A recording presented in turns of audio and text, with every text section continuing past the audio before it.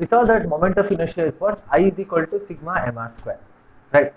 See here, clearly what we understand from this particular formula is moment of inertia can be figured out if I know the mass of every particle and if we know the distance of that particle from the axis of the rotation, correct? And when we talk about distance, it's the perpendicular distance from the axis of rotation, correct? So what we can do or what we can assume is, let's say we have a point, okay? So this particular point is such a way that, so here the total mass of the body is concentrated at this particular point, okay?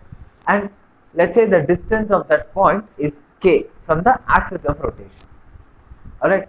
So here, if that particular point is rotating, then it's like the whole body is rotating, correct? So we can just figure out what is the moment of inertia at that point, and we can get the moment of inertia for the whole body itself. So we're just going to make the life much easier, right?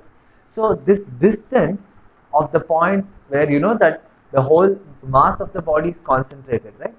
So the distance from the axis of rotation of that point is what we call as radius of gyration, okay? So to define radius of gyration, what we say is radius of gyration is the distance from the axis of rotation at which whole mass of the body is assumed to be concentrated so that its moment of inertia should give the moment of inertia of the whole body, okay? So this is what we call as radius of gyration. So assuming that, let's say, m is the mass of the body and k is the radius of gyration, then we have I is equal to m k square, or radius of gyration is k is equal to root of I divided by m, okay? So if you have to define this, then we can say that radius of gyration of a body is the square root of ratio of moment of inertia and total mass of the body, okay? So this is radius of gyration. So coming to the dimension, see, it's radius is what? Distance, right? So SI unit is meter and the dimension formula is just L, okay? Only the length.